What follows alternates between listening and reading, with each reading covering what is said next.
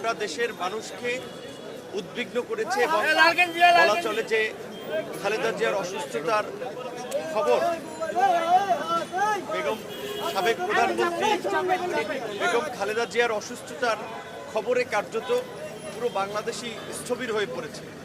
সকল শ্রেণী পেশার মানুষের মধ্যে একটা উদ্বেগ উৎকণ্ঠা।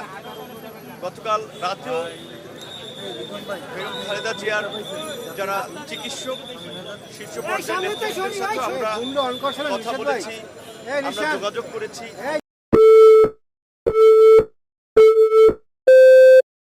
আজকে সকাল থেকে আমরা যোগাযোগ রাখছি এবং সশরীরে আমরা দেখতে এসেছি।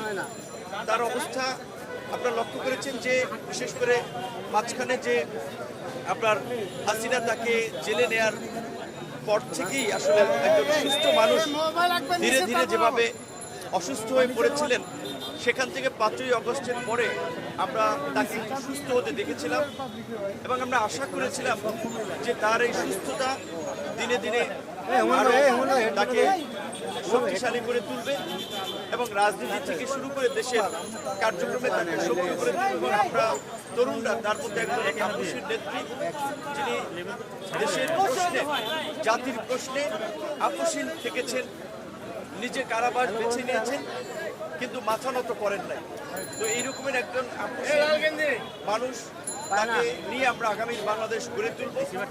এবং আপনারা লক্ষ্য করেছেন যে এই তার অসুস্থতায় দল মত নির্বিশেষে সরকারি বেসরকারি সমস্ত শ্রেণী পেশার মানুষ আজকে কিন্তু এই হসপিটালের দিকে আসছে। যদিও দলের পক্ষ থেকে ডাক্তারদের পক্ষ থেকে বলা হচ্ছে এখানে খুব বেশি ভিড় না করার জন্য, কারণ এটি একটা হসপিটাল এবং সেই তারপরেও কিন্তু শীর্ষ নেতৃবৃন্দ সরকারি থেকে বেসরকারি উচ্চ পর্যায়ের মানুষ তারা খোঁজ খবর নিচ্ছে। কেন? তিনি আসলে একটা জাতীয় ঐক্যের প্রতীকে পরিণত হয়েছে। দল মতের ঊর্ধ্বে আজকে তার যে সম্মান এবং অবস্থান, সেটির প্রতি ভালোবাসা থেকেই সকল মানুষ তার এই অসুস্থতা আজকে উদ্বিগ্ন খোঁজ খবর নিচ্ছে। আমরা আল্লাহ পাকের কাছে প্রার্থনা করি আল্লাহ পাক যেন তাকে সুস্থ করে আমাদের মাঝে আরও কিছুদিন অন্তত রাজনীতিতে ফিরিয়ে দেন। কারণ আজকে এখনও বাংলাদেশ সংকট থেকে উত্তরণ ঘটে নাই। সামনে নির্বাচন আছে, নির্বাচন নিয়েও নানান ধরনের সংকট আছে, পরিস্থিতি ঘোলাটে হচ্ছে। সো এই রকমের সময় জাতীয় ঐক্যের প্রতীক বাম ডান ডান বাম মধ্যমপন্থী একেবারে সমস্ত পথের মানুষ এবং দেখেছেন এই গণ অভ্যুত্থানের তরুণরা কীভাবে তার জন্য দোয়া করছে। কেউ বিএনপি করে না, ছাত্রদল করে না, যুবদল করে না, মসজিদ মাদ্রাসায় মন্দির পাগোড়া গির্জায় দোয়ার আয়োজন করছে। কারণ সকলে এটা কিন্তু ফিল করছে যে এই মুহূর্তে জাতিকে ঐক্যবদ্ধ করার ক্ষেত্রে খালেদা জিয়ার একটা উপস্থিতি, তার একটা নেতৃত্ব, তার একটা দিক নির্দেশনা এই জাতির জন্য খুবই প্রয়োজন।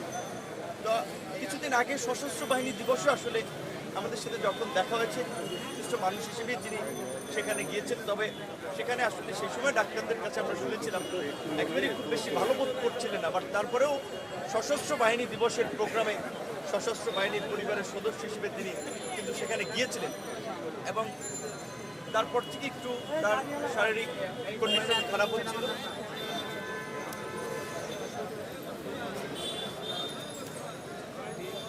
ম্যাডামের সাথে তো আসলে ওইভাবে তার ডাক্তার কারোই কথা বলার সুযোগ নেই এবং এই মুহূর্তে তাকে কথা বলতে দেওয়া হয়নি।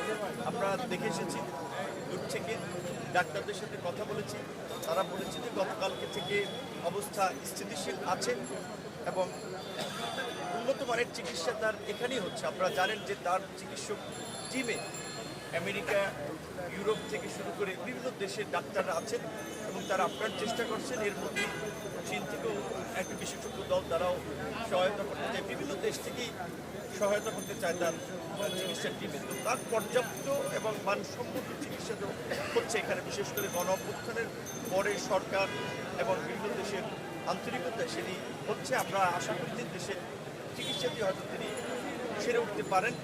আর যদি তার ফার্দার কোনো ধরনের বাইরে নেওয়ার প্রয়োজন হয় সেটা তার পরিবার এবং ডাক্তারদের পরামর্শে সিদ্ধান্ত হবে। এই মুহূর্তে ডাক্তাররা, তার দলের নেতারা সবাই তার জন্য দোয়া চেয়েছেন, আমরাও দোয়া করি এবং দেশবাসীকেও বলবো যে তার জন্য দোয়া করতে। কারণ তিনি এখন ব্যক্তি বা দলের নেতৃত্বের পর্যায়ে নেই, তিনি সারা দেশের মানুষের বাঁচার মুকুটে পরিণত হয়েছিলেন দল মত নির্বিশেষে।